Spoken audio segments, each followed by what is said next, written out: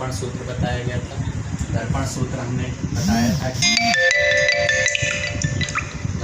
बताया था कि F बराबर 1/f बराबर 1/b प्लस 1/u, जहाँ F क्या है फोकस दूरी है, B क्या है प्रतिबिंब की दूरी है, U क्या है वस्तु की दूरी है। इससे संबंधित एक सवाल बताया गया था, ठीक है। और देखिए उसमें अन्य जो न्यूमेरिकल्स आते हैं कि जैसे किसी में प्रतिबिंब बनाना आ जाए, किरण आरेख बनाना आ जाए, तो किरण आरेख का मतलब आपको फिगर बनाना होता है। तो उसके लिए सबसे अच्छा तरीका ये है कि जैसे कि मान लीजिए अब एक सवाल जो सबसे पहले मेन चीज़ है जो आपको जानना, कि जैसे आ जाए कि गोलीय दर्पण की वक्रता त्रिज्या 20 सेंटीमीटर है, तो दर्पण की फोकस दूरी ज्ञात कीजिए।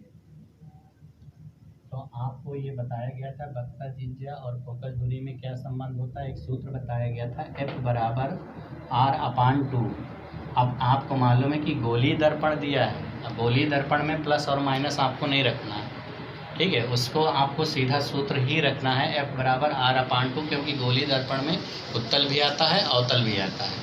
तो यहाँ पर वक्रता त्रिज्या 20 दी हुई है और R/2 कर देंगे तो ये आ जाएगा 10, तो फोकस दूरी होगी 10 सेंटीमीटर। बस इतना आपको लिख देना है, ठीक है। लेकिन अगर यहाँ पर अवतल दर्पण लिखा हो, मान लीजिए कि एक अवतल दर्पण की वक्रता त्रिज्या 40 सेंटीमीटर है, तो फोकस दूरी क्या होगी, तो आपको यहाँ क्या कर देना, अवतल दर्पण की क्योंकि फोकस दूरी माइनस में होती है तो वक्रता त्रिज्या भी माइनस में होगी, तो यहाँ पर वक्रता त्रिज्या क्या रखेंगे, -40 रखेंगे, मतलब मानिए -40। अब इसको काट देंगे तो कितना आएगा, -20 आ जाएगा, यानी कि 20 आएगा, माइनस है ये, तो यहाँ पर टोटल कितना आ जाएगा, फोकस दूरी -20 सेंटीमीटर आ जाएगा। तो अगर उत्तल दर्पण हो, जैसे दिया हो कि उत्तल दर्पण की वक्रता त्रिज्या मान लीजिए 32 सेंटीमीटर, ठीक है, तो इसमें क्या करेंगे F बराबर R/2, क्योंकि उत्तल दर्पण है फोकस दूरी प्लस में होती है तो वक्रता त्रिज्या भी प्लस में होती है, तो यहाँ पर रखेंगे केवल 32, माइनस नहीं रखेंगे, केवल अवतल दर्पण में माइनस रखेंगे, ठीक है। तो यहाँ रख देंगे 32, तो इसको काट देंगे 2 से तो 16 आ जाएगा, तो माइनस नहीं आएगा, केवल 16 सेंटीमीटर इसकी फोकस दूरी आ जाएगी। तो एक तो इस तरह के सवाल आते हैं। दूसरा जैसे कि अब एक सवाल है कि एक उत्तल दर्पण है, उसकी फोकस दूरी कितनी है, उत्तल दर्पण है उसकी फोकस दूरी 15 सेंटीमीटर, ठीक है, और ध्रुव से वस्तु कितनी दूरी पर रखी है, 30 सेंटीमीटर। उत्तल दर्पण की फोकस दूरी दिया है 15 सेंटीमीटर, अब ध्रुव से वस्तु रखी है 30 सेंटीमीटर पर। क्या निकालना है, V निकालना है, U आपका दिया हुआ है, V निकालना है। तो इसके लिए एक सूत्र आपको बताया गया था, कोई भी दर्पण हो सूत्र दोनों का एक ही है, 1/f बराबर 1/b प्लस 1/u। तो B निकालना है ना, तो B निकालने के लिए हमने बताया था पक्षांतर करते हैं तो 1/b बराबर 1/f माइनस 1/u हो जाता है। फोकस दूरी दी है, उत्तल दर्पण है, फोकस दूरी उत्तल दर्पण की क्या होती है प्लस में, अवतल होता तो यहाँ -15 होता, उत्तल दर्पण की फोकस दूरी है तो ये क्या होगा प्लस में, तो यहाँ रख देंगे प्लस में 15, फिर माइनस आ गया, U का मान सदैव माइनस में होता है, तो U आपका कितना है -30 यहाँ पर रख देंगे, क्योंकि U का मान माइनस में होता है। ये 15 हो गया, माइनस माइनस प्लस हो गया, ये 30 हो गया। एलसीएम लेंगे तो 30 आप ले लीजिए, 15 दूनी 30 दो बार जाएगा, प्लस एक बार जाएगा 30 सेकंड में 30, तो ये 3/30 हो जाएगा। अब जब 3/30 हो जाएगा तो फिर 1/b बराबर 3/30 है, तो b बराबर क्या हो जाएगा 30/3, उल्टा हो जाएगा, फिर 3 हम 10 सेंटीमीटर आ जाएगा, b बराबर आ गया 10 सेंटीमीटर। अब देखिए ये प्लस में आया, जब प्लस में आता है तो प्रतिबिंब कैसा होता है, आभासी, वस्तु से छोटा। आभासी के लिए क्या होता है सीधा, तो वास्तविक के लिए क्या होता है उल्टा, आभासी के लिए हो गया सीधा, आभासी सीधा, और वस्तु से आप देखिए वस्तु कितनी है 30 सेंटीमीटर, और जो प्रतिबिंब बन रहा है कितना 10 सेंटीमीटर, तो वस्तु से छोटा। तो आपको एक कंडीशन भी बताई गई थी उत्तल दर्पण में प्रतिबिंब बनना, उसमें बताया गया था प्रतिबिंब कैसा बनता है, सदैव हमेशा आभासी सीधा वस्तु से छोटा प्रतिबिंब बनता है। अगर आ जाए तरह किरण आरेख बनाइए तो आप क्या बनाएंगे, केवल उत्तल दर्पण इस तरह बनाएंगे। ठीक है, अब वस्तु को यहाँ पर 30 सेंटीमीटर की दूरी पर रख देंगे। यहाँ से ध्रुव से यहाँ तक दूरी कितनी है, 30 सेंटीमीटर। वस्तु को रख दिया, फिर यहाँ से आपने इसको आपतित किया प्रकाश किरण को, एक फोकस बनाएंगे, ये ध्रुव है, फोकस बनाएंगे एक वक्ता केंद्र, एक ध्रुव से डैश डैश करते हुए ले जाएंगे क्योंकि आती हुई प्रतीत होती है, और दूसरी आप जो है किरण वक्ता केंद्र से मिला देंगे। जहाँ पर काटेगी यहाँ पर इसका प्रतिबिंब बना, वो भी डैश डैश बनता है। तो ये जो प्रतिबिंब बनता है, देखिए वस्तु जो है 30 सेंटीमीटर पे, प्रतिबिंब कहाँ बन गया, इधर 10 सेंटीमीटर का। ठीक है, इसके बीच में ध्रुव और फोकस के बीच में बना, तो ये 10 सेंटीमीटर पर प्रतिबिंब बना। तो ये जो 10 सेंटीमीटर आया है, और आप देखिए 10 सेंटीमीटर किधर की ओर है, दाईं ओर है, इसलिए उसका मान किस में आया, प्लस में आया, माइनस में नहीं आया। इधर की ओर होता तो उसके मान माइनस में होते। अब ये देखिए 30 सेंटीमीटर दाईं ओर है तो ये माइनस में, बाईं ओर है ना, और इधर आपका 10 सेंटीमीटर, ये क्या है 10 सेंटीमीटर, 15 सेंटीमीटर फोकस दूरी दी है। तो देखिए 10 है और यहाँ से यहाँ तक की दूरी कितनी, 15 सेंटीमीटर। 15 सेंटीमीटर फोकस दूरी है और 10 सेंटीमीटर पर इसका प्रतिबिंब बनता है। प्रतिबिंब कहाँ बनता है, दर्पण के पीछे, आभासी सीधा वस्तु से छोटा। ये वस्तु है बड़ी दिखाई दे रही है और प्रतिबिंब क्या है, छोटा दिखाई दे रहा है। तो इस प्रकार जो है ये सवाल लगाए जाते हैं। एक सवाल और आता है जो सबसे ज्यादा पूछा जाता है, जैसे 5 गुना आ जाए, 3 गुना से प्रतिबिंब बनाते हैं। मान लीजिए कोई वस्तु जो है 15 सेंटीमीटर की फोकस दूरी पर रखी है अवतल दर्पण में, ठीक है, 15 सेंटीमीटर पर रखी है, लेकिन वो उसका प्रतिबिंब कितने गुना बनता है, 5 गुना बनता है। तो आप प्रतिबिंब की दूरी निकालेंगे तो उसके लिए भी सूत्र यही होता है, लेकिन उसमें पहले लिख लेते हैं। पहले क्या निकालेंगे, 5 गुना शब्द है ना, तो आवर्धन निकालेंगे। आवर्धन का सूत्र हमने बताया था कि प्रतिबिंब की लंबाई और वस्तु की लंबाई के अनुपात को हम रेखीय आवर्धन कहते हैं। तो आवर्धन का सूत्र होता है m बराबर -b/u, ये बताया गया है। ठीक है, अब यहाँ पर आपको मालूम है 5 गुना बड़ा, आवर्धन का मतलब होता है बड़ा, कितने गुना बन रहा है, 5 गुना, बराबर लिख देंगे -b/u। तो आपको जब ये लिखोगे तो ये b तिर्यक गुणा करेंगे तो b बराबर हो जाएगा, ये इधर आएगा और b बराबर हो जाएगा 5u, ये इधर जाएगा तो माइनस में हो जाएगा, माइनस माइनस प्लस में हो गया। तो वास्तविक के लिए क्या हो जाएगा, वास्तविक प्रतिबिंब पूछ रहा है, तो वास्तविक के लिए यहाँ क्या होगा, माइनस में, और ये माइनस क्या हो जाएगा, प्लस में। तो b बराबर क्या आ गया, 5u। अब जब b बराबर 5 हो गया है तो प्रतिबिंब कितना है, 5 गुना बनता है, वस्तु का 5 गुना, तो b बराबर 5u आ गया। अब इसको b निकाल लिया आपने, फोकस दूरी दी है, u दिया है, तो आप फार्मूले पे रख देंगे 1/f बराबर, ये सूत्र रखा है।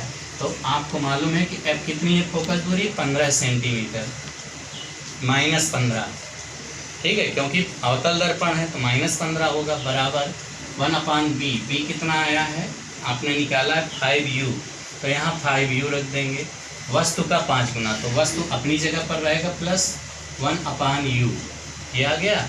अब यहाँ पर देखिए 1/-15 बराबर 1/5u प्लस u।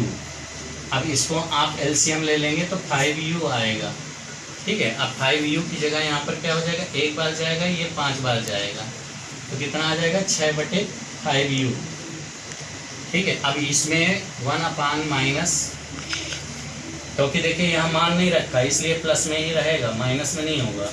1/-15 बराबर 5 और 1 6, और ये हो गया 5u।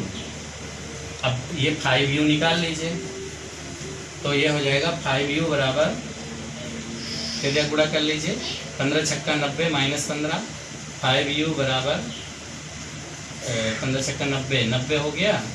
अब ये जो है u बराबर हो जाएगा 90/5। अब इसकी टेबल पढ़ो, 16×5 = 18। देखिए ये कितना आया आपका, 5u ये रखा आपने, ये u बराबर 90/5, तो u बराबर आ जाएगा, ठीक, -90 होगा क्योंकि 15 छक्का 90 -90 आएगा, तो 5u बराबर -90 और u बराबर हो जाएगा -90/5, तो u बराबर हो जाएगा -90/5, तो 18 बार जाएगा, तो -u बराबर आ जाएगा -18 सेंटीमीटर की दूरी पर वस्तु होगी तब इसका प्रतिबिंब आएगा। तो प्रतिबिंब की दूरी कितना आ जाएगा, तो 18। b बराबर, आपको सूत्र मालूम है, प्रतिबिंब निकालना है, तो b बराबर 5u है। अब यहाँ पर आपको मालूम है 5 है और ये कितना है 18, -18 है, -18 रख देंगे, फिर 18 × 95 -90 सेंटीमीटर आंसर आ जाएगा प्रतिबिंब की दूरी पर।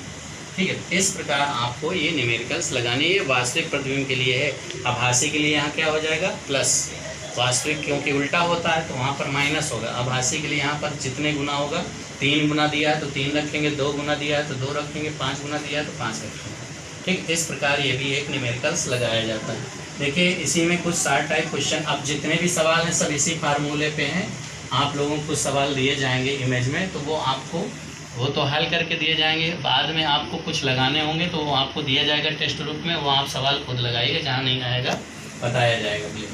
अब देखिए इसी में कुछ जो है आपको जो है क्वेश्चन पूछे जाते हैं कि जैसे कि वाहन के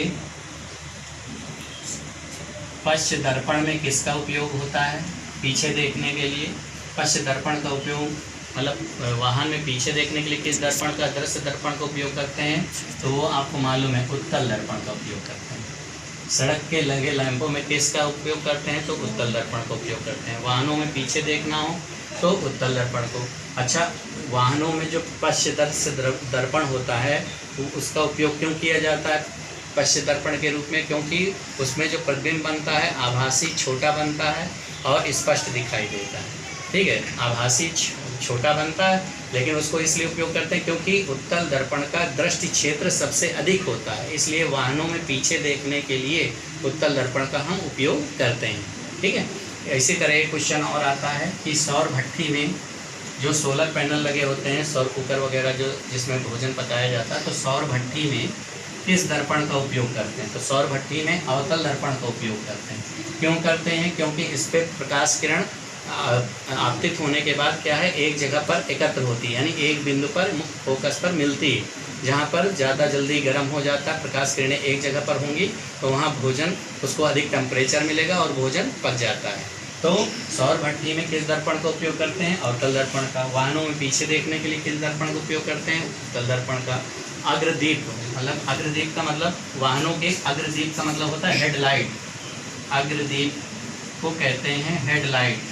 और हेडलाइट में किसका उपयोग होता है, आपको मालूम है अवतल दर्पण का, अवतल दर्पण का। ठीक है, तो ये 3 क्वेश्चन तो आपके 60 टाइप में जो सबसे ज़्यादा पूछे जाते हैं एनसीईआरटी के, जितना भी बताया जा रहा है सब एनसीईआरटी ही बताया गया है। आपकी जो सरकारी किताब है उसमें आप देखिएगा ये सभी क्वेश्चन मिलेंगे। इसके बाद एक क्वेश्चन और आता है इसमें कि जैसे कि आपको दिया गया कि अवतल दर्पण का मुख्य फोकस किसे कहते हैं, तो अवतल दर्पण का मुख्य फोकस तो सीधे आप अवतल दर्पण बनाइए, इस तरह कलई पोत दीजिए, यहाँ पर पी बना दीजिए ध्रुव, इस तरह मुखच्छ बना दीजिए, ये आपका फोकस है, ये वक्रता केंद्र है। ठीक है, इसकी मेन पहचान है कि जब कोई प्रकाश किरण, मान लीजिए कोई वस्तु रखी है, जब कोई प्रकाश किरण दर्पण पर आपतित होती है तो परावर्तित होकर के इससे पहली किरण तो आपको मालूम है मुख्य फोकस से जाती है, दूसरी किरण जो है वक्रता केंद्र से जाती है। तो जब कोई वस्तु से समांतर आने वाली किरण आपतित होने के बाद जब परावर्तित हो जाती हैं, परावर्तन के बाद जिस बिंदु पर मिलती हैं, सबसे पहले जो प्रकाश किरण होगी टकराने के बाद किससे मिलेगी, फोकस पर, उसी को हम क्या कहते हैं, मुख्य फोकस कहते हैं, अवतल दर्पण का मुख्य फोकस कहते हैं। समांतर आने वाली किरणें परावर्तन के बाद जिस बिंदु से मिलती हैं या जिस बिंदु से होकर जाती हैं या जिस बिंदु से आती हुई प्रतीत होती हैं उसे हम क्या कहते हैं, मुख्य फोकस। लेकिन इसमें क्योंकि अवतल दर्पण में पूछा गया मुख्य फोकस, तो इसमें मिलती हुई प्रतीत नहीं होती। परावर्तन के बाद जिस बिंदु पर मिलती हैं उसे अवतल दर्पण का फोकस कहते हैं, मुख्य फोकस। अगर उत्तल दर्पण का मुख्य फोकस पूछता है तो आप कहेंगे जिस बिंदु से आती हुई प्रतीत होती है उसे, जैसे अभी आपने फिगर बनाया था, पीछे दर्पण के पीछे से जो है फोकस से आती हुई डैश डैश बिंदु दिखाए गए थे, वो किरणें थी। इसी के बाद देखिए इसमें एक क्वेश्चन आता है कि जैसे यही आपको करना है, इसका एक इमेज और 60 टाइप क्वेश्चन दिए जाएंगे। ठीक है बेटा, थैंक यू।